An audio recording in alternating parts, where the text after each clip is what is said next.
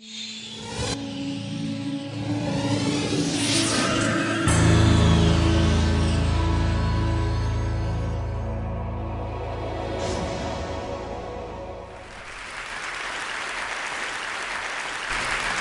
October 2010, the Justice League of America will be teaming up with the 99. Icons like Batman, Superman, Wonder Woman, and their colleagues will be teaming up with icons Jabbar, Noura, Jama, and their colleagues. It's a story of intercultural intersections. And what better group to have this conversation than those that grew out of fighting fascism in their respective histories and geographies? As fascism took over Europe in the 1930s, an unlikely reaction came out of North America. As Christian iconography got changed and swastikas were created out of crucifixes, Batman and Superman were created by Jewish young men in the United States and Canada, also going back to the Bible. Consider this. Like the prophets, all the superheroes are missing parents. Superman's parents die on Krypton before the age of 1. Bruce Wayne, who becomes Batman, loses his parents at the age of 6 in Gotham City. Spider-Man is raised by his aunt and uncle. And all of them, just like the prophets who get their message from God through Gabriel, get their message from above. Peter Parker's in a library in Manhattan when the spider descends from above and gives him his message through a bite. Bruce Wayne is in his bedroom when a big bat flies over his head, and he sees it as an omen to become Batman. Superman is not only sent to Earth from the heavens, or Krypton, but he's sent in a pod, much like Moses was on the Nile. And you hear the voice of his father Jor-El saying to Earth, "I have sent to you my only son."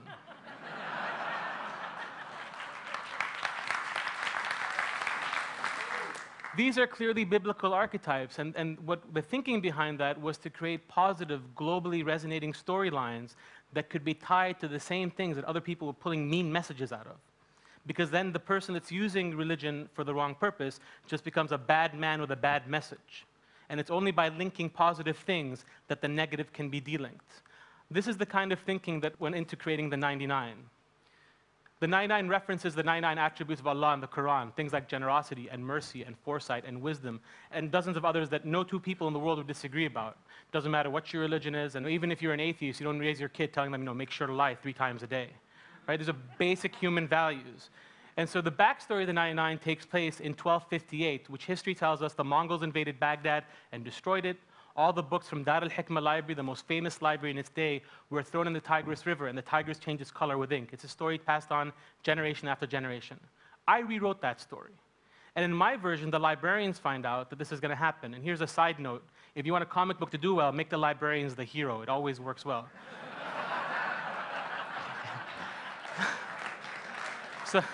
So the librarians find out, and they get together a special solution, an alchemical solution called King's Water, that when mixed with 99 stones, would be able to save all that culture and history in the books. But the Mongols get there first. The books and this solution get thrown in the Tigris River. Some librarians escape, and over the course of days and weeks, they dip the stones into the Tigris and suck up that collective wisdom that we all think is lost to civilization. Those stones are then smuggled as 3 prayer beads of 33 stones each through Arabia into Andalusia and Spain, where they're safe for 200 years. But in 1492, 2 important things happen. The first is the fall of Grenada, the last Muslim enclave in Europe. The second is Columbus finally gets funded to go to India, but he gets lost. Right? So 33 of the stones are smuggled onto the Nina, the Pinta, and the Santa Maria and are spread in the New World. 33 go on the Silk Road to China, South Asia, and Southeast Asia, and 33 are spread between Europe, the Middle East, and Africa. And now it's 2010, and there are 99 heroes from 99 different countries. Now, it's very easy to assume that those books, because they were from a library called Dar al-Hikmah, were Muslim books, but that's not the case. Because the caliph that built that library, his name was al-Ma'mun, he was Harun al-Rashid's son. He had told his advisors, get me all the scholars to translate any book they can get their hands onto into Arabic, and I will pay them its weight in gold. After a while, his advisors complained. They said, Your Highness, the scholars are cheating. They're writing in big handwriting to take more gold. To which he said, let them be, because what they're giving us is worth a lot more than what we're paying them. So the idea of an open architecture and open knowledge is not new to my neck of the desert. The concept centers on something called the Nur stones. Nur is Arabic for light. So these 99 stones, a few kind of rules in the game. Number 1, you don't choose the stone chooses you. There's a King Arthur element to the storyline. okay? Number two, all of the 99, when they first get their stone or their power, abuse it. They use it for self-interest. And there's a very strong message in there that when you start abusing your stone, you get taken advantage of by people who will exploit your powers, okay? Number three, the 99 stones all have within them a mechanism that self-updates. Now, there are two groups that exist within the Muslim world. Everybody believes the Quran is for all time and all place. Some believe that means that the original interpretation from a couple thousand years ago is what's relevant today. I don't belong there. Then there's a group that believes the Quran is a living, breathing document. Like, and I capture that idea within these stones that self-update. Now, the main bad guy, Rugal, does not want these stones to update. So he's trying to get them to stop updating. He can't use the stones, but he can stop them. And by stopping them, he has more of a fascist agenda where he gets some of the 99 to work for him. They're all wearing cookie cutter, same color uniform. They're not allowed to individually express who they are and what they are. And he controls them from the top down. Whereas when they work for the other side, eventually, when they find out that this is the wrong person, they've been manipulated, they actually, each one has a different colorful kind of dress. And the last point about the 99 Nur stones is this. So the 99 work in teams of 3. Why 3? A couple of reasons. Number one, we have a thing within Islam that you don't leave a boy and a girl alone together because the third person is temptation or the devil, right? I think that's there in all cultures, right? But this is not about religion. It's not about proselytizing. There's this very strong social message that needs to get to kind of the deepest crevices of kind of intolerance. And the only way to get there is to kind of play the game. And so this is the way I dealt with it. They work in teams of 3, 2 boys and a girl, 2 girls and a boy, 3 boys, 3 girls, no problem. And the Swiss psychoanalyst Carl Jung also spoke about the importance of the number 3 in all cultures. So I figure I'm covered. Well, I got accused in a few blogs that I was actually sent by the Pope to preach the Trinity and Catholicism in the Middle East. So you believe who you want. I gave you my version of the story. So here's some of the characters. We have Mujiba from Malaysia. Her main power is she's able to answer any question. She's the Trivial Pursuit queen, if you want. But when she first gets her power, she starts going on game shows and making money.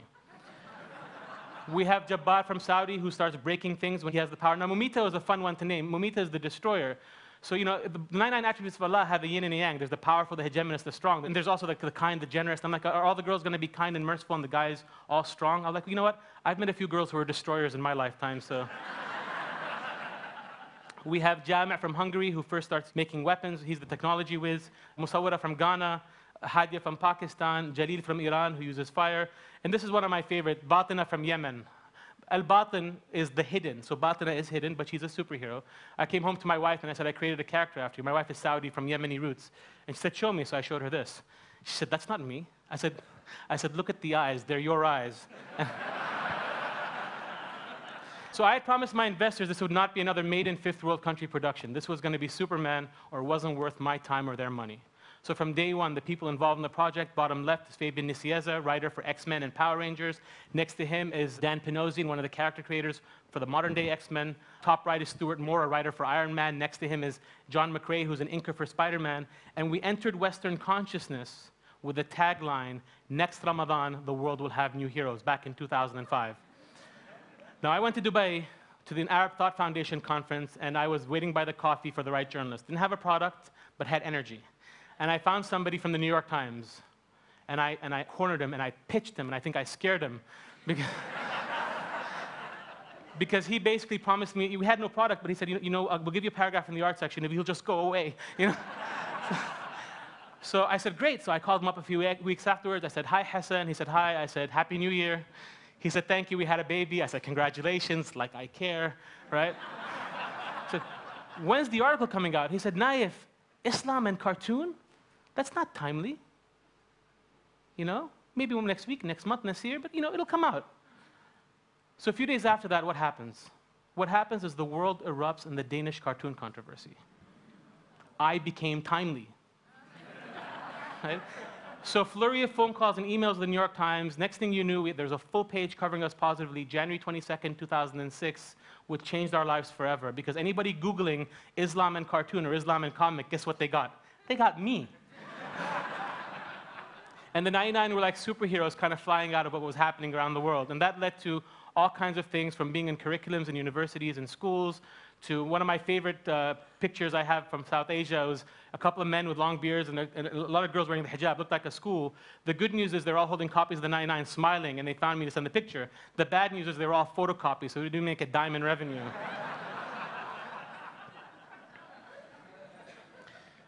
We've been able to license the 99 comic books into 8 languages so far: Chinese, Indonesian, Hindi, Urdu, Turkish.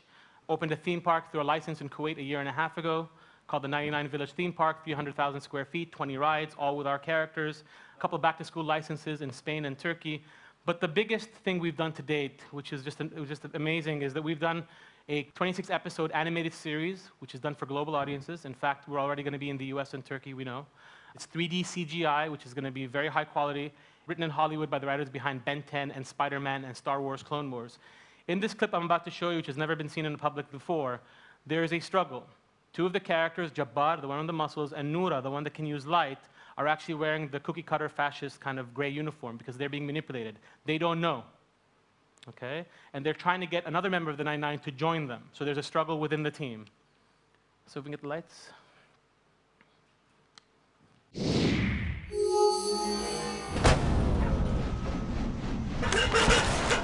Dana, I can't see where to grab hold. I need more light. What's happening?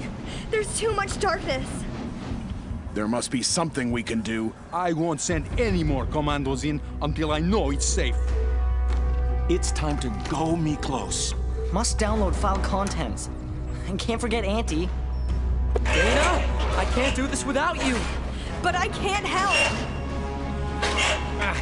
You can, even if you don't believe in yourself right now. I believe in you. You are Noura the Light. No! I don't deserve it. I don't deserve anything. Then what about the rest of us? Don't we deserve to be saved? Don't I?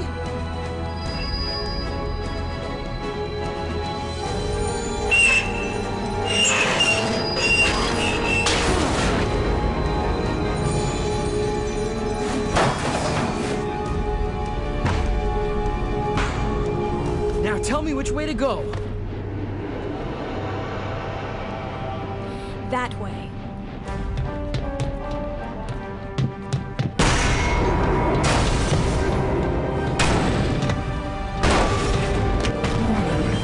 Threat imminent.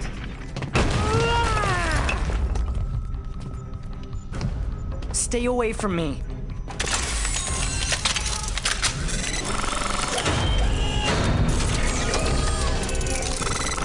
We're here to help you. Don't listen to them. Miklos, that man is not your friend. No, he gave me access. And you want to reboot the collar. No more collar. Thank you.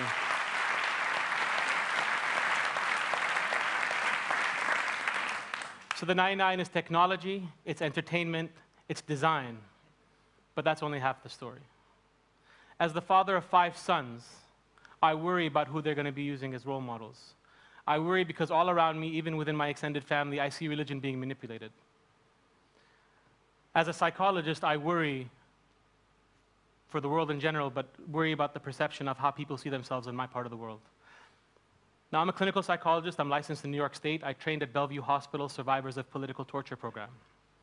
And I heard one too many stories of people growing up to idolize their leadership only to end up being tortured by their heroes. And torture is a terrible enough thing as it is, but when it's done by your hero, that just breaks you in so many ways. I left Bellevue, went to business school, and started this. Now, one of the things that I refer to about the importance of this message is that I gave a lecture at the medical school at Kuwait University where I lecture on the biological basis of behavior. And I gave the students 2 articles, one from the New York Times and one from New York Magazine. And I took away the name of the writer, the name of everything was gone except the facts. And the first one was about a group called the Party of God, who wanted to ban Valentine's Day. Red was made illegal. Any boys and girls caught flirting would get married off immediately. Okay? The second one was about a woman complaining because 3 minivans with 6 bearded men pulled up and started interrogating her on the spot for talking to a man who wasn't related to her. And I asked the students in Kuwait where they thought this incident took place.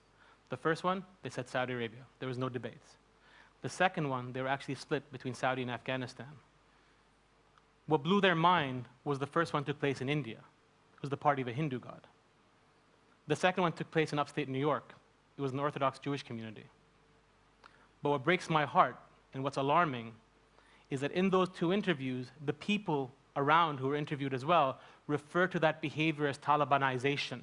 In other words, good Hindus and good Jews don't act this way. This is Islam's influence on Hinduism and Judaism. But what the students in Kuwait say? They said it's us. And this is dangerous. It's dangerous when a group self-identifies itself as extreme. This is one of my sons, Rayyan, who's a Scooby-Doo addict. You can tell from the glasses there. He actually called me a meddling kid the other day. But I borrowed a lesson that I learned from him. Last summer when we were in our home in New York, he was out in the yard playing in his playhouse, and I was in my office working, and he came in nagging, Bob, I want you to come with me, I want my toy, I want you. I said, Rayyan, just go away. He left the Scooby-Doo in his house. I said, just go away. I'm working, I'm busy. And what Rayyan did then is he sat there, he tapped his foot on the floor at 3.5, and he looked at me and he said, Baba, I want you to come with me to my office in my house. I have work to do.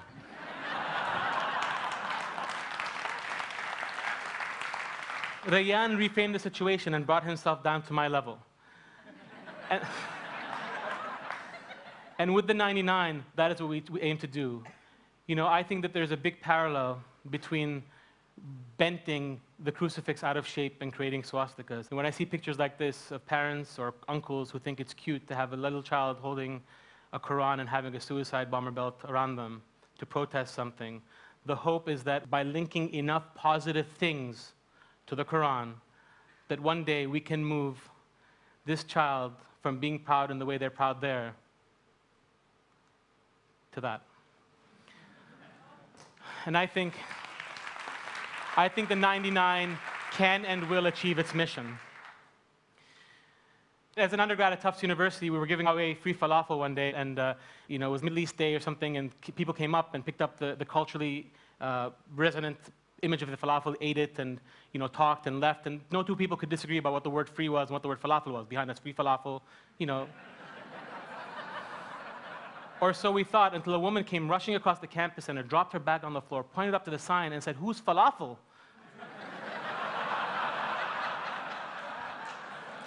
True story. She was actually coming out of an Amnesty International meeting. Just today, DC Comics announced the cover of our upcoming crossover. On that cover, you see Batman, Superman, and a fully clothed Wonder Woman, with our Saudi member of the 99, our Emirati member, and our Libyan member. On April 26, 2010, President Barack Obama said that of all the initiatives since his now famous Cairo speech in which he reached out to the Muslim world, the most innovative was that the 99 reached back out to the Justice League of America. We live in a world in which the most culturally innocuous symbols, like the falafel, can be misunderstood because of baggage, and where religion can be twisted and purposefully made what it's not supposed to be by others. In a world like that, there'll always be a job for Superman and the 99. Thank you very much. Thank you. Thank you very much. Thank you very much. Thank you.